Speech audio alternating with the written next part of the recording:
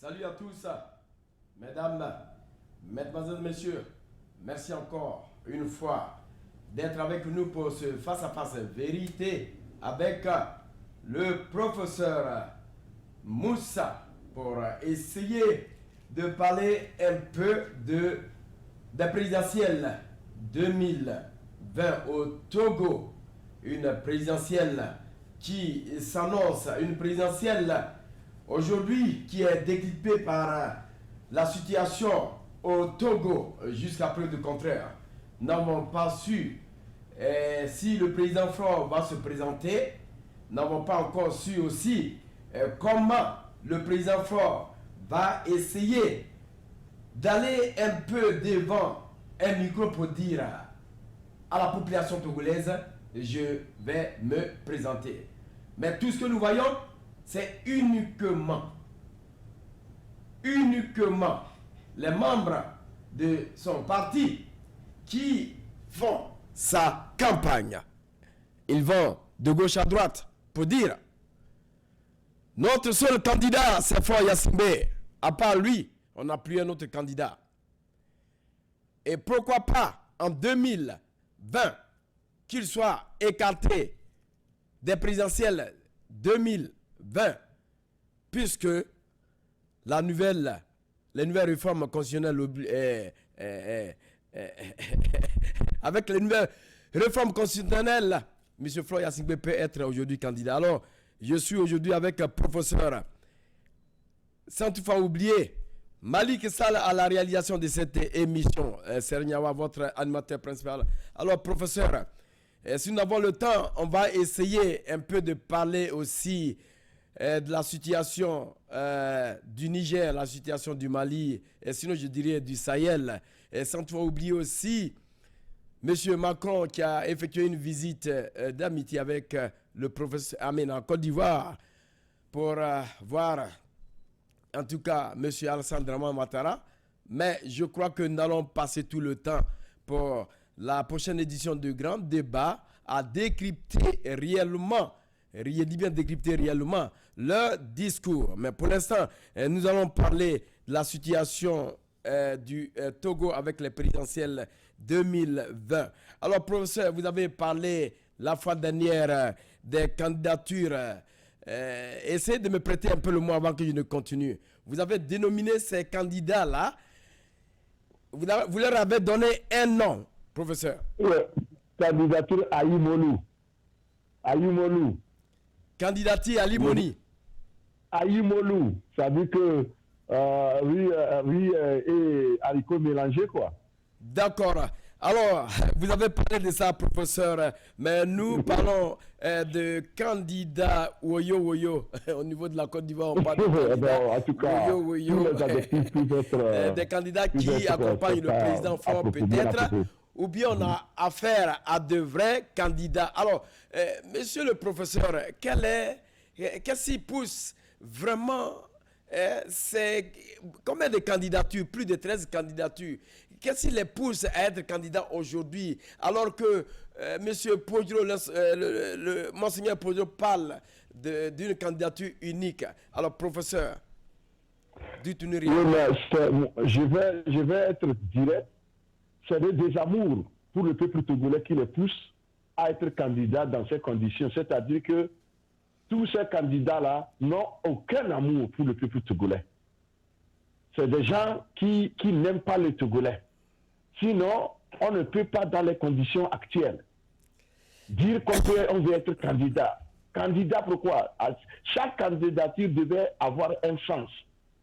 Et ce sens devait être le sens qui nous explique pourquoi je vais y aller. Et que cette explication puisse toucher le fait que j'aime mon pays, j'aime mon peuple, je vais sortir ce pays-là et ce peuple-là de la souffrance dans laquelle le régime actuel l'a plongé. Mais ce n'est pas le cas. Parce que les conditions d'une élection qui vont conduire à la libération de ce peuple ne sont pas réunies. Jusqu'à preuve du contraire, Faure veut être arbitre et en même temps joueur du même match. Et si vous êtes une équipe de football sérieuse, vous n'allez pas accepter de jouer un match où l'arbitre est en même temps le joueur. Ça ne va pas donner quelque chose de bon. À moins que vous ne vouliez aller, vous devez aller vous promener, vous balader, et comme ça. Si vous voulez vraiment aller gagner ce match, vous n'allez pas accepter que l'arbitre soit en même temps joueur, parce qu'il ne va pas être juste. Et la situation actuelle du Togo nous prouve que c'est fort qui est arbitre, il veut être joueur. Ça, c'est un. De deux, nous avons dit que on ne peut pas aller aux élections sans électeurs. Vous n'avez pas eu la chance de faire enrôler vos électeurs, tant dans la diaspora, tant sur la terre au pays. Maintenant, vous allez aux élections, vous comptez sur quel électeur pour aller? Supposons que les conditions étaient réunies. Maintenant, qui va voter pour vous? Et nous avons dit à nos amis, arrêtons tout ça là, battons-nous pour obtenir des conditions optimales des élections transparentes, pour des élections transparentes. Les gens disent non, on préfère déclarer sa candidature et on est prêt. Quel que soit le prix, on est prêt à y participer parce que nous voulons aussi que notre copine dise que mon copain était candidat. C'est ça, au fait, c'est ça qui est problème ici. Sinon, ces gens-là n'ont pas de conviction. Ils savent que tout est déjà joué dans ces conditions-là. C'est pourquoi ceux qui veulent encore écouter le peuple, ceux qui ont encore un grain d'amour pour le peuple togolais, je leur demande solennellement de reconsidérer leur déclaration et de revenir à la raison et d'embrasser ce que le peuple veut. Aujourd'hui, 80% du peuple togolais, ce n'est pas les élections qui les préoccupent. C'est ce que ça va donner après. Et dans ces conditions-là, nous risquons de connaître pire que 2005. Et moi, personnellement, je ne veux pas être responsable de cette situation. C'est pourquoi je les dénonce. Je les dénonce par amour. Ce n'est pas par haine. Je ne les hais pas. J'aime tous ces candidats-là parce que c'est des Togolais. Peut-être qu'ils pensent que c'est la meilleure voie. Non, je leur dis qu'ils sont dans l'erreur. Et c'est pourquoi je suis en train de me battre contre eux et je les dénonce. J'avais déjà promis les dénoncer, commencer par les dénoncer après 2 semaines. Je leur ai demandé de tempérer. Et s'ils ne tempèrent pas, après 2 semaines, chaque émission que je vais faire, je vais m'attaquer à eux. Parce que leurs candidatures n'ont pas de sens. D'accord. Merci, professeur. Alors, je vous avais posé la question de savoir qu'est-ce qui est derrière ces multiples candidatures. Je voudrais quand même, à travers les recherches que nous avons faites, essayer de vous apporter encore le contenu de ces recherches. Monsieur le professeur, il y a un journal de la place qui titre ici, présidentielle 2020, les candidatures auront 500 millions de francs CFA à se partager. Écoutez bien, professeur. Le montant de cautionnement pour l'élection présidentielle 2020 est de 20 millions de francs CFA et c'est ce qu'a annoncé le 5 décembre 2020 dernier le gouvernement réuni en conseil de ministres sous la supervision du président de la République, son Excellence Florent Yassingbe. Le conseil des ministres a également rendu publique la contribution que l'État versera aux différents candidats en course pour le financement de leur campagne durant les 2 tours du scrutin. Nous sommes maintenant arrivés au niveau de la Côte d'Ivoire où ceux qui étaient quand même candidats ont été financés par le président en place. Alors je continue, professeur. La loi numéro 2013-013 du 7 juin 2013 portant financement public des partis politiques et des campagnes électorales dispose à son article premier que l'État alloue une aide pour le financement des activités des partis et regroupements de partis. Alors l'article 10 de la même loi prévoit que l'État contribue au financement des campagnes électorales et des partis mais prévoit que des partis de regroupement. Voilà, je veux tout simplement dire que il sera de C'est-à-dire cette contribution sera de 500 millions de francs CFA, soit 60% de cette somme sera répartie à égalité entre tous les candidats et 40% sera réparti proportionnellement aux candidats ayant obtenu au moins 10% des suffrages exprimés. Alors, professeur, quelle est votre analyse vis-à-vis de ce document? Oui, mais pour ceux-là qui pensaient que être candidat devait devenir un fonds de commerce, parce que tu sais ce qui s'est passé dans les années passées, en 2015, il y avait eu moins de candidats et l'argent que l'État avait alloué, ça a permis à chaque candidat d'avoir 72 millions de francs CFA. Et donc c'est ce qui a amené, ce qui peut-être amène les gens maintenant à vouloir être candidat. Mais malheureusement, avec 500 millions, quand vous divisez 500 millions par le nombre de candidats qui n'est pas encore stable maintenant, parce que je suis sûr qu'on aura plus d'une vingtaine de candidatures. Quand vous divisez 500 millions par 20, vous allez voir que ça ne va pas tellement donner. Hein? Et donc, les gens risquent d'aller s'endetter pour d'abord déposer leur candidature et après, on va leur remettre peut-être 17 millions. Ça ne va rien donner. C'est pourquoi moi, je parle de candidature à Imolu. C'est-à-dire que ça va seulement suffire pour aller s'acheter du riz avec haricots auprès d'une bonne femme de la route, au bord de la route. C'est tout. C'est pourquoi je dis que oui, il faut les regarder. Tous ces candidats-là, dès que les choses seront faites, tu vas les voir le lendemain avec leur plat en train de chercher à acheter du riz pour manger. C'est l'argent-là qu'ils vont utiliser. Ça va seulement servir à se payer un plat d'Aïmolu, c'est tout. Et pendant ce temps, le peuple togolais est là. Il continue sa misère. Il continue sa souffrance. Et nous avons dit que si Faure Gnassingbé ne trouve pas de faire valoir pour avaliser et légitimer sa candidature, il va se retirer. Mais maintenant que tout le monde veut être candidat contre lui, ça veut dire qu'ils sont en train de le légitimer. Nous avons dit que la candidature de Faure Gnassingbé est illégitime sur le plan moral et sur le plan éthique. Je m'explique. Quand nous parlons du plan moral ici, la morale africaine, même mondiale, veut qu'on ne puisse pas être trop gourmand. Et c'est là où le bas blesse. Après 38 ans de son papa, il veut faire aussi longtemps que son papa. Je trouve que ce n'est pas acceptable.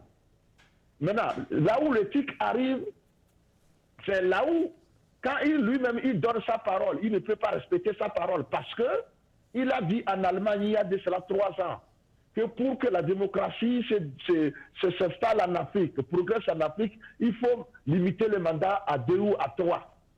Et il a déjà fait 3 mandats. C'est là où je parle d'éthique. Donc éthiquement et moralement, la 4e candidature de Faure est illégitime. Et je dis que ces candidats-là, qui sont en train de déclarer les candidatures chaque jour que Dieu fait, sont ceux-là qui vont légitimer la candidature de Faure Gnassingbé. Et c'est pourquoi nous avons à nous occuper de 2 adversaires essentiels. Faure Gnassingbé et puis ces candidats-là, ils sont désormais des adversaires du peuple togolais parce qu'ils sont devenus des obstacles à l'épanouissement du peuple togolais, c'est-à-dire c'est eux maintenant qui deviendront l'obstacle à l'alternance en 2020 que nous souhaitons. C'est pourquoi nous avons le devoir de nous battre et de les décourager dans leur démarche machiavélique. Parce que cette démarche ne va pas nous apporter rien de bon. Mais ça ne nous apportera rien de bon. Cette démarche est au contraire suicidaire et très dangereuse pour la paix sociale au Togo. Parce que ils vont aller avaliser la candidature de quelqu'un que le peuple a rejeté et lui permettre encore de diriger le peuple contre son gré. On ne dirige pas un peuple contre son gré. Jamais. Ça, ce n'est pas de la démocratie. En démocratie, le pouvoir du peuple par le peuple pour le peuple. Le pouvoir s'exerce pour le peuple, au profit du peuple, en faveur du peuple et non au détriment du peuple. Et ce que nous avons connu pendant 38 ans et pendant 15 années de Faure, le peuple togolais n'a jamais été heureux. Il languit, il est dans la misère. Il n'y a pas d'hôpitaux. Même à l'université, des étudiants qui sont obligés de transporter des tabourets pour aller les installer dans les amphis afin de s'asseoir pour suivre les cours. Vous avez vu ça où, Serge, monsieur Serge Yawa? Vous avez vu ça où? Et c'est pour ça que nous disons que ce que Ford a fait, c'est suffisant. Il n'a qu'à laisser la place à un autre. On va voir ce que la personne va faire. Ça aussi, c'est un problème. Et il nous dit, je vais vous diriger contre votre gré. Et nous disons non. C'est pourquoi si parmi nous, il y a des gens qui veulent faciliter cette illégitimité, nous allons les considérer comme des adversaires aussi à combattre. C'est pourquoi nous sommes en train de nous élever contre eux. Et nous allons hausser le ton parce qu'ils sont en train de trahir la cause. Et nous n'allons pas l'accepter. Professeur, j'ai deux questions. La première question, c'est que Fulbert Atisseux, vous le connaissez, il est quand même président d'un parti. Il dit que il faut une réforme de la CENI, puisque la CENI que nous avons, sinon les CENI passés, représentent une dictée par le ministre de l'Intérieur. Ça veut dire qu'elles ne sont pas tellement indépendantes. La deuxième question, c'est la candidature unique que propose Monseigneur Pogro. Et voilà ce qu'il dit.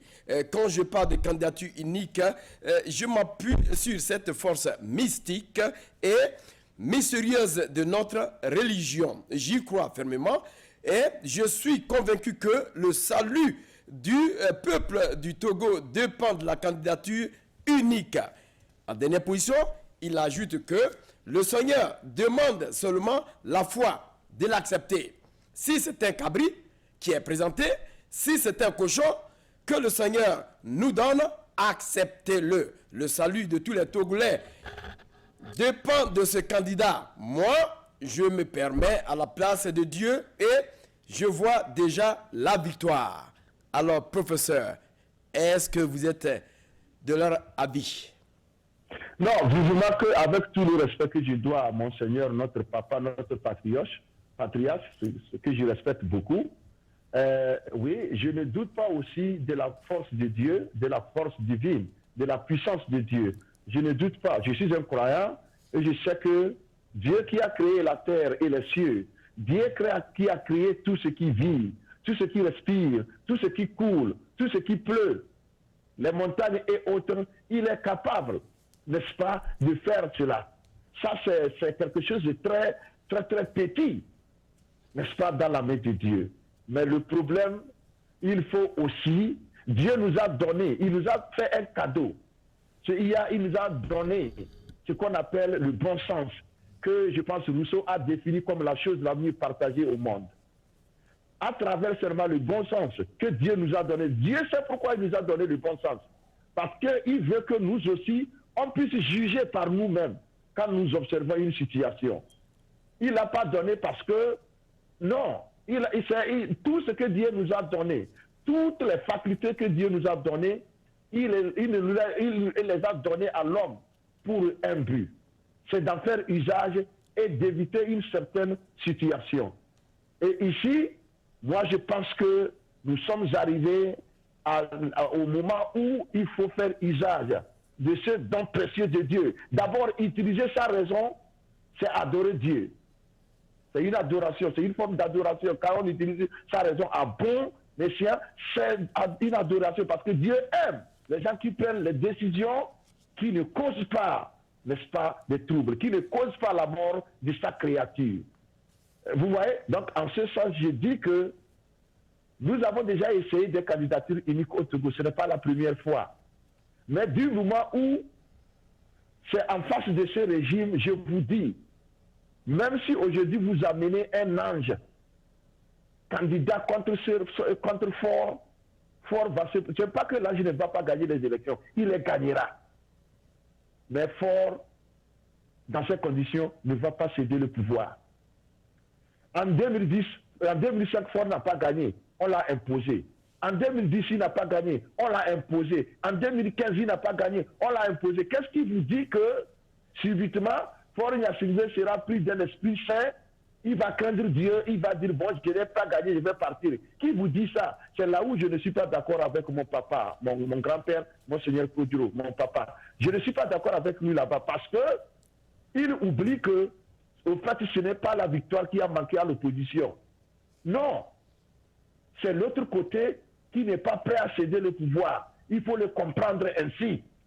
Et maintenant, on peut faire un autre débat. Et moi, j'aurais souhaité que Monseigneur Kodjo puisse demander la mobilisation du peuple togolais pour obliger ces gens-là à écouter un tant soit peu de peuple. Moi, je suis prêt à travailler, à me battre aux côtés de Monseigneur Kodjo avec tous les autres camarades de lutte pour obtenir le départ des forts avant de parler des candidatures, plutôt que de parler d'un candidat unique. Moi, je ne suis pas d'accord en ce sens-là, parce que ça ne va rien donner. Ce n'est pas que je doute du fait que le candidat de Monseigneur Kodjo va gagner. Il va gagner les élections, mais il ne va pas gouverner dans ces conditions-là. C'est pourquoi je ne suis pas d'accord avec lui. Sinon, je sais que, quel que soit celui-là que Monseigneur va choisir, la personne va gagner les élections, comme il a dit. Mais c'est l'alternance qu'on n'aura pas. Donc nous sommes en train de parler des choses différentes. C'est l'alternance qui n'aura pas lieu parce que les gens que nous avons en face de nous, ils n'ont pas peur de Dieu, ils n'ont pas la crainte de Dieu. Parce que ce qu'ils sont en train d'infliger au peuple togolais, les gens qui craignent Dieu ne vont pas faire ce qu'ils font là. Eux autres, ils n'ont pas peur de Dieu. Et donc nous, quand vous parlez de Dieu, ils se moquent de nous. Ils sont en train de se moquer de nous parce qu'ils n'ont que faire de la crainte de Dieu. Sinon, si c'est quelqu'un qui craint Dieu, vous régnez pendant 38 ans, vous avec votre papa, vous y avez 15 ans vous-même, ça fait 54 ans, et le peuple dit ça suffit comme ça, et vous dites je vais vous gouverner contre votre gré. Celui qui craint Dieu ne fait pas ça. Donc quand vous parlez le langage religieux avec eux, ce n'est pas leur problème. Vous avez vu ce qu'ils ont fait aux mosquées. Ils ont envoyé des gens, on a marché sur des courants, on a versé l'alcool dessus, on a brûlé. Quelqu'un qui craint Dieu ne va pas accepter qu'on fasse ça en son nom, mais ils l'ont fait. Donc c'est pour vous dire que je suis d'accord avec Monseigneur Kodjo, mais je ne suis pas d'accord avec lui par rapport au fait qu'il compte sur le fait qu'on peut gagner les élections et gouverner le pays dans ces conditions-là. Ça, ce n'est pas vrai. Ça ne se passera jamais ainsi dans ces conditions-là. Moi, je propose au contraire que Monseigneur Kodjo appelle tous les Togolais à se battre pour se libérer avant de parler des élections. Alors, que pensez-vous aussi des réformes de la CENI, comme l'a suggéré M.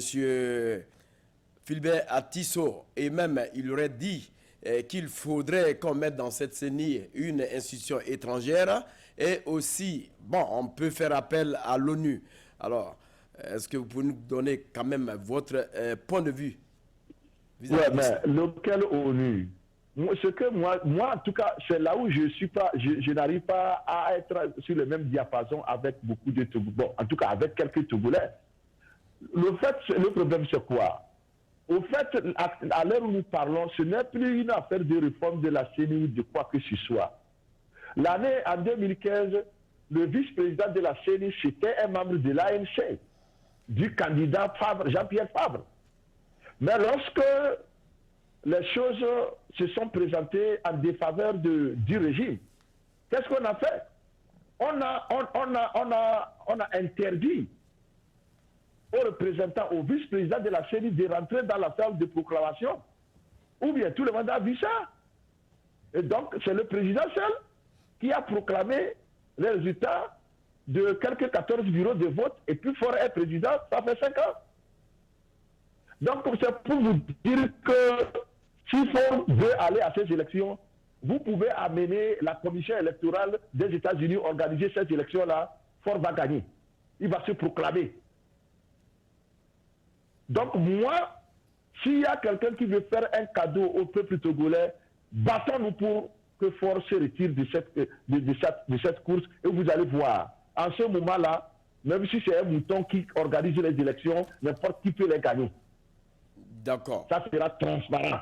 D'accord. Au moment où vous êtes en train de dire battons-nous pour qu'il ait non seulement alternance, mais pour que la situation soit vraiment éclairée avant d'aller aux élections. Mais au même moment, les États-Unis d'Amérique veulent réellement, par son secrétaire adjoint pour les affaires ouest africaines et sécuritaires, secrétaire du département des États-Unis, Madame Baird a appelé donc les autorités togolaises à tout mettre en œuvre pour faire de la prochaine élection présidentielle une élection libre, juste, inclusive, transparente, afin de faire du Togo un pays plus stable et démocratique.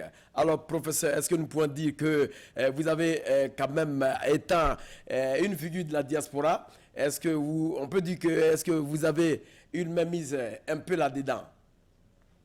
Non, en fait, vous n'êtes pas sans savoir que le vendredi passé, le 13 décembre, on était devant le bureau de la dame là, au département d'État. Nous avons manifesté dans la pluie. Et c'était le même jour que la déclaration a été sortie. Donc, c'est pour vous dire que, au fait, bon, nous, on fait ce qu'on peut et nous allons continuer par faire ce qu'on pourra pour le peuple togolais. Mais je vais dire que, oui, la dame a déclaré, je pense que le régime sait que le monde entier les regarde. Mais le monde entier ne le fera pas à la place des Togolais. Elle a fait une déclaration, mais il faut que la pression des Togolais même soit réelle. C'est-à-dire que nous devons de remettre les gens dans les rues, de remobiliser les gens et de les remettre dans les rues pour obliger ce régime-là à céder. Et je sais que si nous nous mettons ensemble et nous nous mettons dans les rues, nous allons convaincre ces gens-là par la rue, et Faure va se retirer. Vous pensez que c'est pour rien que Faure hésite? Faure lui-même, il est conscient. C'est pourquoi je parlais du bon sens, qui est la chose la mieux partagée au monde. Le bon sens de Faure lui dit que cette candidature, c'est une usurpation, c'est une candidature illégitime. C'est pourquoi il hésite. C'est pourquoi ils sont en train de manipuler les militants affamés qui n'apprennent jamais leurs leçons, à qui on donne 5 000 francs chaque 5 ans pour sortir et demander la candidature de Faure. Ils sont en train de leur demander, allez dans le rue dire que c'est vous qui voulez la candidature de Faure. Ils sont combien? Ils représentent quels Togolais? Ils ne sont pas 15% des Togolais. Ces gens-là affamés qui crient à longueur de journée qu'ils veulent la candidature de Faure. Ils n'ont qu'à laisser Faure lui-même dire qu'il est candidat. S'il sait que c'est une candidature normale, il n'a qu'à se prononcer. Moi, je sais que Faure a encore ce côté-là, ce bon sens-là, qui est en train de convaincre que, monsieur le président, ça suffit comme ça. C'est pour ça qu'il hésite. Et je le salue pour ça, parce que ça veut dire que malgré tout ce qui se passe, malgré tout ce que l'on fait pour le garder au pouvoir, quelque part, il y a ce côté-là qui lui dit, mon frère, ce n'est pas normal. N'écoute pas ces flagonneurs-là, parce qu'ils sont en train de te pousser à l'abîme. Ne les écoute pas. Il faut suivre la volonté du peuple. Et je sais que Faure Gnassingbé va suivre la volonté du peuple. Il va se retirer. Il en est conscient. Donc, quant à ceux-là qui crient à longueur de journée sur notre candidat, ils sont des faux. Ils n'aiment pas Faure Gnassingbé. Moi, je l'ai déjà dit plusieurs fois, moi j'aime plus Faure que tous ces gens-là. Ils sont en train de dire ça parce qu'ils veulent l'argent. Moi, je ne veux pas un... Je lui dis la vérité en tant que... Nous sommes des frères. C'est pourquoi, pour moi, je ne veux pas que les gens le poussent à la Bible. Et là, le meilleur conseil que je dis, Faure Gnassingbé, sortez par la grande porte. Vous avez un rôle à jouer en n'étant pas président, d'ancien président au Togo. Nous sommes orphelins d'ancien président. Ce n'est pas normal. Oui. D'accord. Ce n'est pas normal. Allez-y, vous avez... D'accord, oui. Professeur, vous avez quand même, dans ces jours, écouté Gilbert Baoura, une sortie fracassante, vous le savez. Il y a aussi la sortie de Christian Tiamois. Et je pense qu'on va commencer par Gilbert Baoura qui dit que si Faure Gnassingbé n'existait pas, certains de ses collaborateurs le créeraient peut-être. Et tellement il donne l'impression qu'aucun Togolais ne peut diriger le navire, faire mieux que l'actuel chef de l'État à la tête du Togo depuis 15 ans. Donc, à entendre Gilbert Baoura, le ministre de la fonction publique et de la réforme administrative, cela même qui se fait appeler donc porte-parole du gouvernement, sur le plateau de World TV. Alors, professeur, je pense que vous avez quand même eu cette sortie qui a été réellement fracassante et il va encore plus loin pour dire qu'il n'y aura pas même pas de dialogue parce que nous sommes au niveau des présidentielles, il faudrait qu'on aille à la vitesse supérieure parce que leur candidat, c'est bel et bien Florian Singbe. Oui, mais je vais seulement dire à mon frère Bawara que là, il a tout faux. Parce que au temps de Yadema, c'est ce qu'on nous a dit. On nous a dit que si Yadema n'avait pas existé, il aurait fallu que l'on l'inventât. Mais Yadema est mort, le Togo a continué par exister. Vous voyez? Donc c'est la preuve que même si quand Ford va quitter le pouvoir, il y aura aussi un Togolais qui va faire le travail. Mais il le fera même mieux que lui. Donc c'est pour vous dire que les Bawara, c'est eux que nous appelons des sycophants, des flagorneurs. Eux autres, c'est des flatteurs. C'est eux qui sont le problème du Togo. Ce n'est pas Faure Gnassingbé. C'est eux qui n'aiment pas Faure Gnassingbé. Ce n'est pas nous. Moi, j'aime Faure Gnassingbé plus que Bawara. Parce qu'au moins, je ne mens pas à Faure. Je lui dis la vérité. Quand quelqu'un vient dire que, bon, si Faure n'avait pas été là, il aurait fallu que l'on l'inventât, comme on l'a fait pour Yadema, moi, je trouve ça tellement ridicule. Vous avez vu ça où? Lui, Bawara, lui aussi, il peut être président. Il peut être président. Mais il dit il est en train de nous dire que lui, son papa l'a maudit. Donc, lui ne peut jamais être président. C'est pourquoi il n'a trouvé que fort pour l'être. C'est là où nous ne sommes pas d'accord avec eux. Ils agissent comme si eux autres ne sont pas capables. Pourtant, on sait qu'ils peuvent aussi jouer le rôle. Oh, ils peuvent le jouer. Et donc, nous disons que si eux autres, ils ont signé un contrat, ils ont dit qu'ils ne pourront jamais être président, ils n'ont qu'à nous laisser en paix. Nous avons déjà capables de l'être. Le Togo ne leur appartient pas. Nous leur avons demandé à plusieurs reprises de nous présenter le titre foncier du Togo et que s'il y a une dette à payer, nous allons nous cotiser, on va rembourser. Depuis là, ils n'ont rien dit. Et ils sortent pour raconter des bêtises aux gens. Ce n'est pas normal. Ils comptent sur quoi? Ils ne comptent que sur la force brute. Les armes. C'est d'envoyer des gendarmes, des policiers, des militaires, aller saccager, aller bastonner de pauvres populations, les embastiller, aller les torturer. C'est tout ce qu'ils ont comme armes. C'est tout ça là qui justifie leur maintien au pouvoir. Alors je demande à mon frère Fort de ne pas écouter ces gens-là qui sortent pour faire des déclarations fracassantes qui n'honorent pas notre pays, qui n'honorent pas Fort lui-même. Parce que quand quelqu'un va dire qu'une créature de Dieu n'est pas là, c'est fini, c'est la fin du monde, c'est grave, c'est dangereux. On ne peut pas tomber si bas. On ne peut pas, les gens l'ont fait pour Yadema, et Yadema est parti laisser ces gens-là en vie. Ils sont en train de souffrir maintenant parce que le fils de Yadema n'a que faire d'eux. Ils sont là, ils n'ont pas de cité, ils n'ont pas d'abri. Ils sont devenus ennemis à abattre par ce même régime. Pourtant, ils ont servi le papa comme on sert un dieu. C'est grave. D'accord, les professeur. Bawas subiront le même sort. Tôt ou tard, ils subiront le même sort. S'ils continuent dans cette ligne, sur cette ligne, ils vont subir le même sort. Ça, soyez-en sûrs. Parce que le même régime va les manger. D'accord. Avant d'arriver sur Christian moi, je voudrais quand même qu'on parle de quelque chose. Voilà, si il arrivait, une fois que le président Faure venait à dire qu'il ne va pas se présenter, est-ce que, non seulement, la première question, est-ce que la candidature unique n'est pas une bonne candidature en face du RPT Unir? Et en deuxième position, lorsque nous parlons de ces candidats, parmi ces candidats aussi, et nous avons M. Agboyome Kogyo qui est désigné candidat du MPDD. Alors, est-ce que nous pouvons dire que M. Agboyome serait aussi mieux placé en tant que, comme le dit ses militants, un candidat potentiel pour diriger le Togo? Non, s'il vous plaît.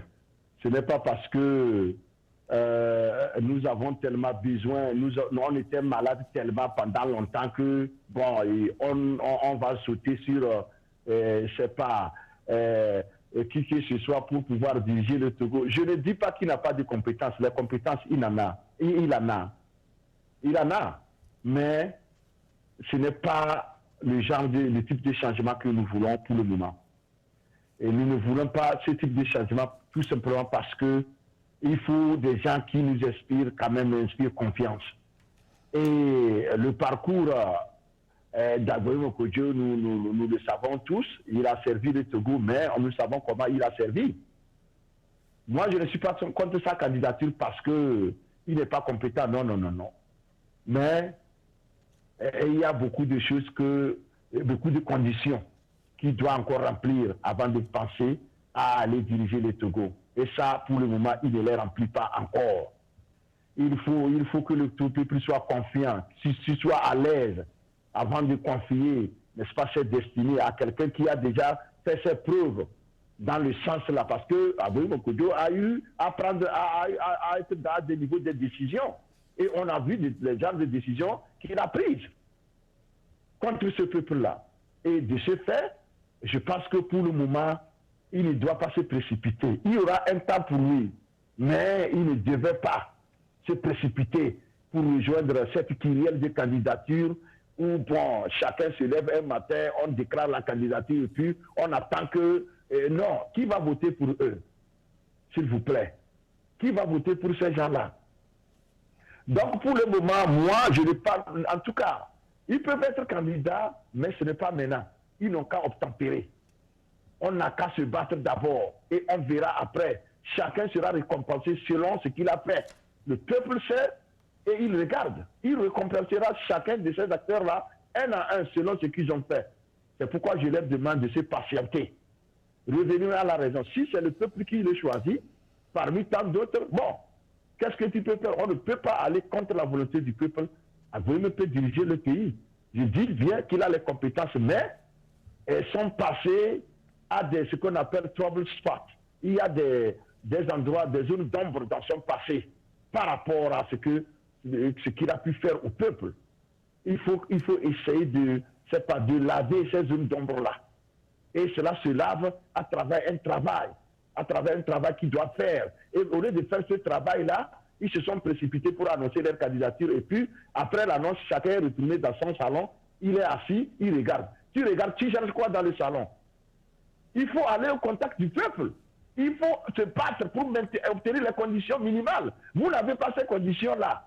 Et je pense que Agoye Mokodjo aurait pu bénéficier du soutien du peuple si après avoir fait ce qu'il a fait, au lieu de déclarer sa candidature, il se dit, peuple, je vais me battre pour qu'on obtienne au moins le départ d'effort avant de s'assurer de l'alternance. Vous allez voir que c'est le peuple qui va le choisir comme candidat. Ce n'est pas lui qui va s'imposer. C'est ce qui a manqué.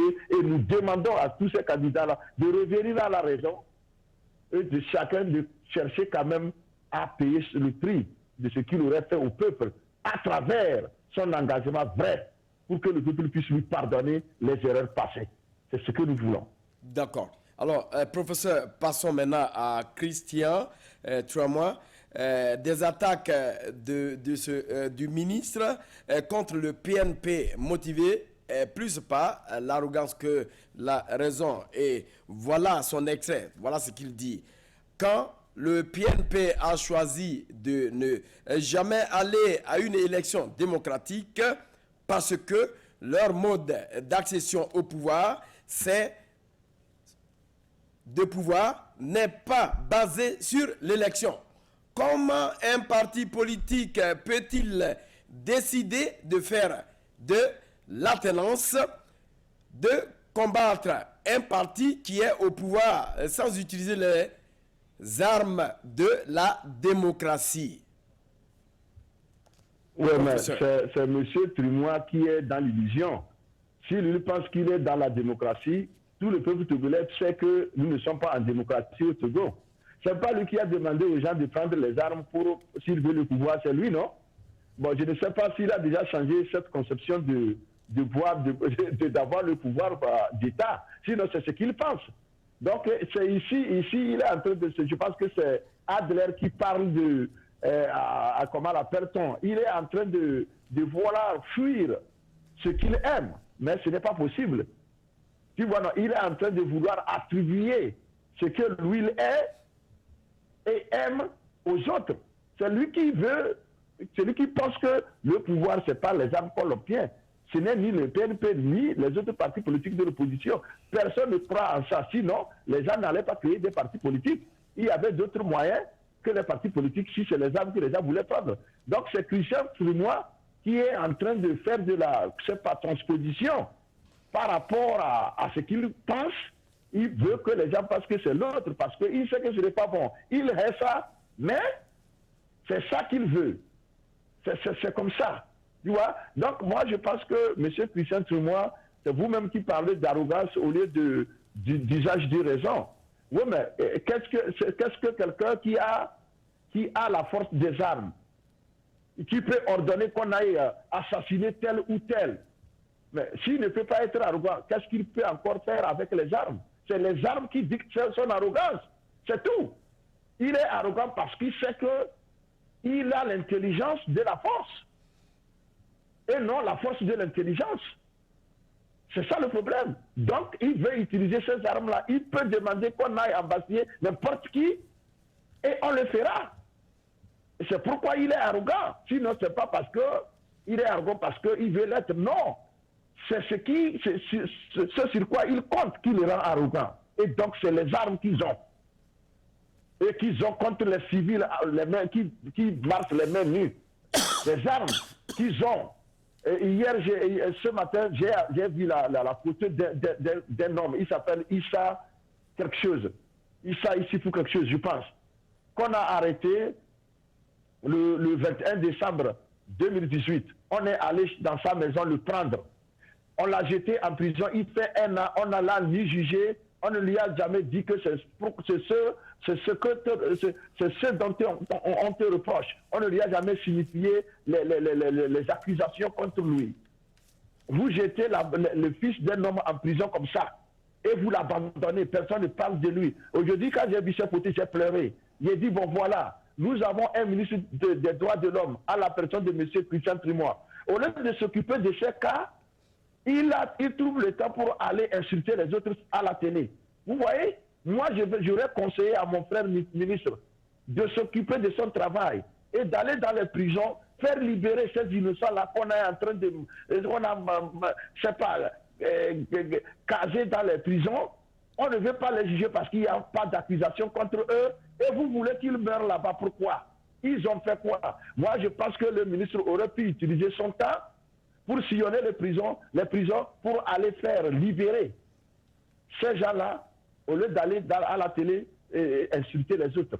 Parce qu'il peut, donc il va les insulter, parce qu'il a les armes, il va les insulter et rien ne va se passer. Je regrette quand même ce comportement. Je pense que le ministre doit se ressaisir et cesser, n'est-ce pas, des déclarations comme ça.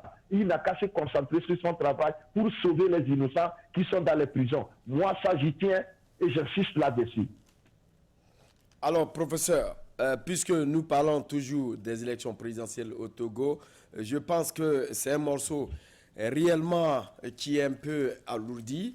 Il faut dire que les Togolais, comme vous l'avez dit, attendent une alternance, alors que nous savons que jusqu'en février, on ne va plus attendre. Il y aura les élections. Les élections sont en train d'être préparées avec les candidatures dont vous avez parlé. Quoi qu'il en soit, professeur, est-ce que le PNP a un candidat? Non. Si le PNP avait un candidat, vous l'aurez déjà vu. Le PNP n'est pas dans la logique d'aller à une élection parce qu'on a vu les autres aller. Les élections, ce n'est pas un effet, comment l'appelle-t-on, un effet de chose. Non. Ce n'est pas contagieux. Aller aux élections, non, ça ne devait pas être une contagion. Ou parce que ma copine m'a dit que le copain de sa copine est allé présenter sa candidature. Toi aussi, copain, moi, Chouchou, va présenter ta candidature et le lendemain, tu vas déclarer que toi aussi, tu es candidat. Ce n'est pas comme ça qu'on fait. Un candidat sérieux ne va pas déclarer sa candidature dans les conditions dans lesquelles nous sommes maintenant. Un candidat sérieux attend quand toutes les conditions sont réunies, là, il déclare sa candidature. C'est ça qu'on appelle candidature sérieuse. Maintenant, quand les gens se promènent proclament ils déclarent leur candidature et ils retournent dans leur salon. Ils sont là, ils contemplent le toit de leur salon. Bon, vous contemplez le toit, c'est là où il y a les sélections. Il faut faire un travail d'abord avant de passer à être candidat. Et personne de ces gens-là, aucun d'entre tous de ces candidats-là, je ne sais pas, n'a fait un travail qui mérite, n'est-ce pas, une victoire. Parce que les conditions ne sont pas réunies. Et nous campons sur cette position-là, en tout cas, à mon nom personnel ici, à la chronique de la semaine, pas au nom d'un parti quelconque, je dis que les conditions ne sont pas réunies. Et j'invite les Togolais d'ailleurs à se remobiliser et à se battre pour empêcher le 4e mandat de Faure Gnassingbé. En tout cas, ça, moi je ne respire que ça, je ne mange que ça, je ne vis que ça. Non au 4e mandat de Faure Gnassingbé. C'est ça qui est la bonne décision à prendre. Le reste, c'est de la trahison.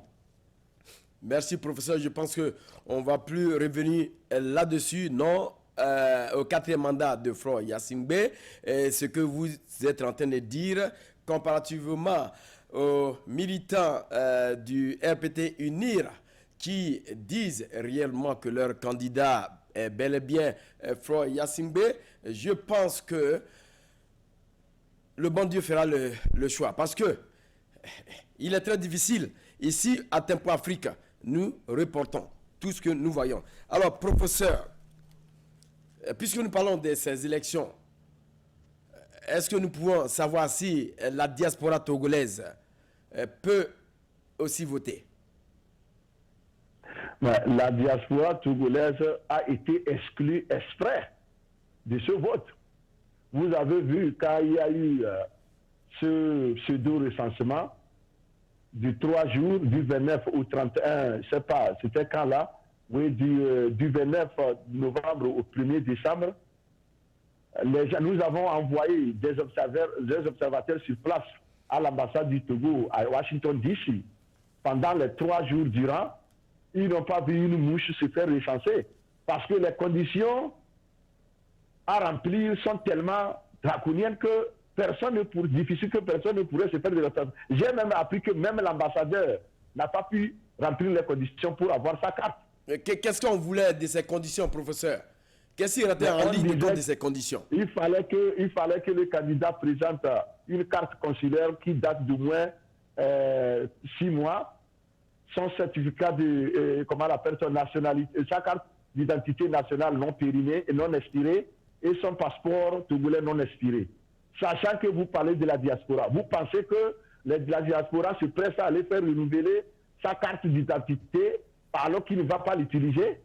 Donc c'est ce qui a fait que j'ai appris que même l'ambassadeur, selon ce que j'ai appris, même l'ambassadeur a éprouvé des difficultés pour remplir les conditions. Je ne sais comment ils se sont arrangés, mais parce qu'après j'ai appris que bon, l'ambassadeur était le premier à se faire recenser, mais ce n'est pas ce que les gens ont observé quand ils sont allés là-bas. Même l'ambassadeur n'a pas... Les 3 personnes qui sont allées pour recenser les gens, les agents recenseurs, aucune de ces personnes n'a pu se faire recenser parce qu'elle ne remplissait pas les conditions. Comment toi tu vas être médecin?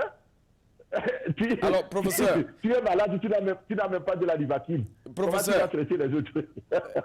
Professeur, est-ce que ça posait une grande difficulté pour que les Togolais ici se fassent recenser pour avoir une carte consulaire? Oui. Mais bien sûr, c'est parce que les conditions étaient difficiles. Il y en a parmi les Togolais ici, il y en a qui ont fait le déplacement pour se faire recenser, mais ils n'ont pas rempli les conditions. Du point où ils avaient voulu changer les conditions, mais ils ont changé, mais comme ils ont déjà programmé les ordinateurs, quand on met les choses outre que les conditions déjà programmées, ça rejetait. C'est ce qui a fait que l'ambassadeur, semble-t-il, n'a pas pu avoir sa carte d'électeur. Parce que il ne remplissait pas presque toutes les conditions. Tu ne vois pas que c'est une honte, c'est de l'opprobre à outrance. D'accord, c'est une honte à outrance. Alors, professeur, je pense que la diaspora que vous représentez, quand même, il y a quand même des élites au niveau de la diaspora. Alors, professeur, quel message vous pouvez formuler à l'endroit du gouvernement pour que prochainement tout soit réuni pour que le Togolais de la diaspora puisse réellement faire face à ces votes? Ben, ce n'est même pas prochainement. Nous demandons au gouvernement d'arrêter ce processus électoral inique et de reprendre tout à zéro. C'est tout ce que nous... C'est un défi qu'on lance au gouvernement. Si le gouvernement sait qu'il est capable d'organiser des élections libres et transparentes, il n'a qu'à commencer par le recensement. Il n'a qu'à permettre à la diaspora de participer au recensement en présentant seulement une pièce togolaise, expirée ou non. Même aux États-Unis ici, quand vous avez une carte pour aller voter, avant c'était 5 ans. Si la carte est expirée, ça c'est limite dans le délai de 5 ans, vous pouvez toujours utiliser la carte là pour vous présenter ça, pour vous permettre de voter. C'est récemment qu'on a dit, bon maintenant, quand la carte expire, 1 an d'expiration, ça va, on peut encore voter. Ça veut dire que même ici, là où, d'ailleurs, au Togo, on nous dit 6 mois d'expiration, ou bien même 1 jour d'expiration, vous n'allez pas avoir votre carte d'électeur pour voter. C'est-à-dire qu'ils ont tout fait pour exclure tout le monde. Même au Togo, les gens sont allés pendant 3 jours faire de la queue. Ils n'ont pas été recensés. Parce que le régime veut organiser des élections illégales et illégitimes. Un processus illégal, un processus illégitime, inique. C'est ce que le gouvernement veut faire. Et après, quand 10% des Togolais iront voter, ils vont dire, ah, les Togolais ont voté pour moi, je suis président. Tu es président illégitimement et illégalement, mon frère. Tu ne veux pas être président dans la légitimité quand c'est seulement 10% qui votent pour toi. Cela n'est pas possible. Donc je demande au gouvernement togolais de se raviser. Il n'est pas tard de bien faire. Ils n'ont qu'à arrêter le processus inique et ouvrir des discussions fiables. Nous sommes prêts à présenter des garanties à ce régime-là, à présenter des garanties de sécurité, des garanties. C'est pas à tous ceux-là qui ont collaboré avec ce régime, des garanties au président de la République lui-même que rien ne va lui arriver s'il se retire dans la paix. Parce qu'il ne faut plus tuer des Togolais pour se maintenir au pouvoir. Ce n'est pas bon. D'accord. Il ne faut pas qu'il laisse Dieu se passer contre lui. Ce n'est pas bon. Professeur. On ne tue pas les innocents pour être au pouvoir. Ce n'est pas bon. Il n'a qu'à quitter et le Togolais va l'accueillir avec amour. Il va vivre au Togo sans problème. Et ses acolytes aussi vivront au Togo. C'est des Togolais. Personne ne les rejettera. Personne, malgré tout ce qu'ils ont pu faire, personne ne va les rejeter. Ils sont Togolais. Nous voulons la paix et nous allons la construire ensemble avec eux, les anciens tortionnaires. Nous allons faire la paix avec eux pour la paix. Alors, professeur, nous avons compris ce que vous avez dit, mais au moment où vous êtes en train de parler, voilà ce qu'on nous dit ici. Florian Yassingbe se prépare à être déclaré vainqueur à la prochaine présidentielle au premier tour avec un score oscillant entre 50 et 52%. En coulisses, ses partisans n'hésitent pas à déclarer, pour nous, 2020, c'est déjà acquis. Nous travaillons déjà pour 2025. Ça, c'est la dernière alternative, professeur. Non, puisque les élections pour eux, c'est juste, c'est ce qu'on appelle un fixe, c'est juste, ils veulent amuser la galerie. Au fait, pour eux, les élections n'auront jamais lieu. Donc, ils vont tracer ça comme un show et ils vont jouer pour la communauté internationale. Et après, c'est fini. Les vrais résultats qui devaient sortir des urnes ne vont jamais être proclamés. Et les résultats qu'ils ont déjà préparés depuis 5 ans. Puisqu'ils parlent de 2025, ils ont même parlé de 2030. C'est-à-dire que pour eux, Faure sera au pouvoir jusqu'au-delà de 2025. 2030, ils vont encore remodifier la constitution pour que Faure meure au pouvoir. C'est leur plan. Faure veut mourir au pouvoir comme son papa. C'est le plan du RPT. Parce qu'il a des gens pour favoriser cela. Il y a des gens pour continuer par se battre. Parce qu'au fait, Faure est comme un bouclier pour eux. Ils sont derrière, ils continuent par répandre la corruption dans la République. Ils sont en train de répandre, c'est pas la pagaille dans la République parce que les gens s'acharnent sur Fort. Les gens s'acharnent sur Fort et ils sont dans l'ombre, ils sont en train de piller le pays. C'est tout. Donc aussi longtemps que Fort sera là, ils vont trouver ce bouclier-là pour les protéger. C'est tout. Les gens avaient pensé qu'ils allaient mourir avant. Il y a des morts comme ça. Il y a des morts, celle va suivre. Mais Dieu a fait qu'il y a des morts est mort avant eux. Certains parmi eux ne peuvent pas vivre au Togo à l'aise aujourd'hui parce que ils sont recherchés par les enfants de celui qu'ils ont servi comme Dieu. C'est ça. Ils ne peuvent pas vivre au Togo aisément parce que ce régime ne veut plus d'eux. Et c'est ce qui risque d'arriver à ces gens-là qui sont en train de vouloir pousser. Fort doit rester, si ce n'est pas fort, le Togo va disparaître. Le Togo ne disparaîtra jamais. Il sera vivant et vigoureux comme il a été après la mort de Yadema et il sera après le départ de Fort. Le Togo sera même plus, c'est pas heureux qu'il n'a jamais été après Fort. Moi, je le sais. Et Fort lui-même le sait. D'accord. Merci donc, professeur. Nous sommes à la fin de notre émission Face à Face Vérité qui reçoit aujourd'hui le professeur Moussa depuis sa position, votre animateur principal Serge Niawa. Professeur, nous sommes à la fin de cette émission. Alors, je voudrais quand même vous donner le dernier mot. Regardez droit à la caméra pour adresser un message non seulement à la population togolaise, à la diaspora, mais aussi à tous ceux qui vous regardent et qui voudraient qu'il ait l'attenance au Togo. Merci beaucoup pour l'opportunité de m'adresser une fois encore de façon solennelle. De façon solennelle puisque nous sommes déjà à la veille de 2020. Et nous avons dit que 2020, c'est l'année du Togo. 2020, c'est l'année de l'alternance au Togo. Et quel que soit le cas. Je pense que le peuple togolais est encore confiant. Il a encore de l'espoir. Et cet espoir-là, je me dois, n'est-ce pas, de le susciter à mon peuple. Parce qu'un peuple sans espoir, c'est un peuple déjà mort. Le peuple togolais, je te dis, il faut garder espoir, mais on ne peut pas garder cet espoir en restant dans les chambres, en dormant sur nos lauriers. Non. Cet espoir doit être un espoir qui nous permet de nous remobiliser afin de nous remettre dans les rues pour demander ce que nous voulons. Quand on n'aime pas quelque chose, on dit non. On ne s'y tait pas.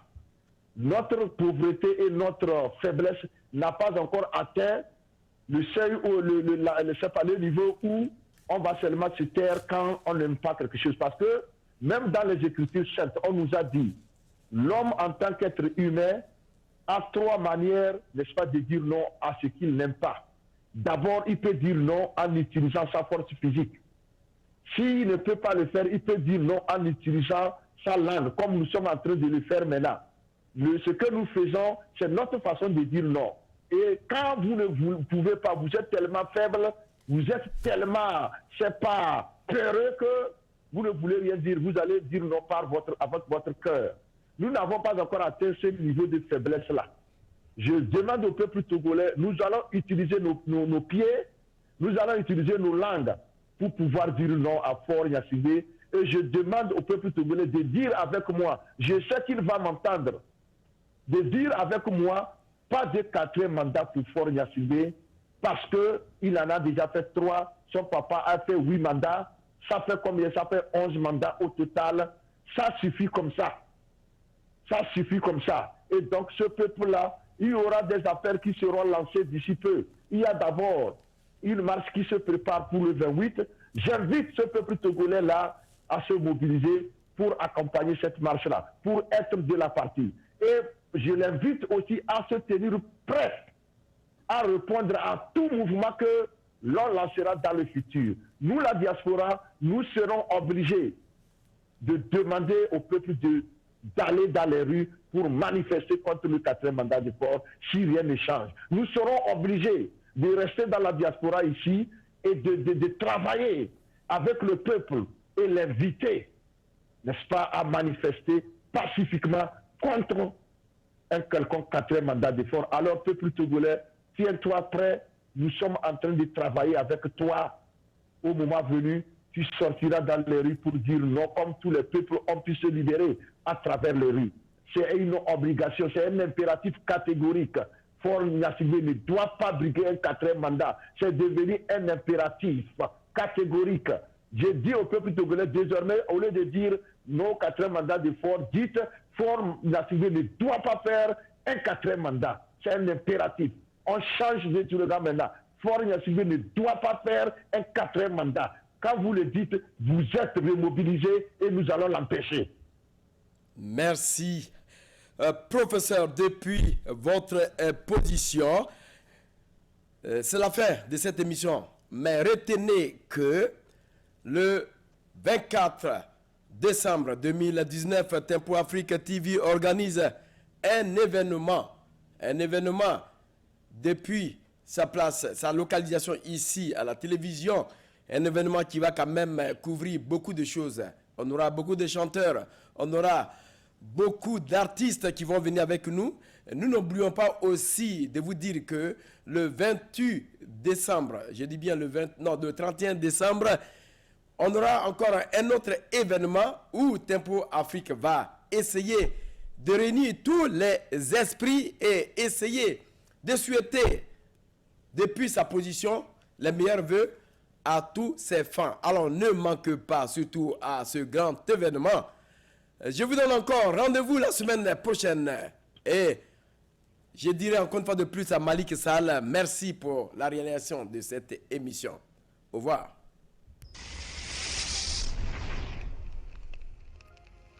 Christmas Eve Night Live, December 24th, 2019, from 6 p.m. to midnight. Hosted live from Tempo Freak Studios by myself, Robert, and Karma. Watch the live broadcast on our Facebook page, Tempo Freak TV, and on the website, tempoafreak.com. To participate, call in live on the numbers 612-804-0295 or 612-454-7200. There will be live performances from various artists, and on top of that, a chance to win free tickets to the New Year's Eve celebration.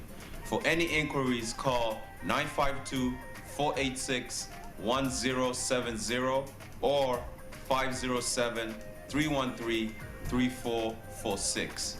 See you then.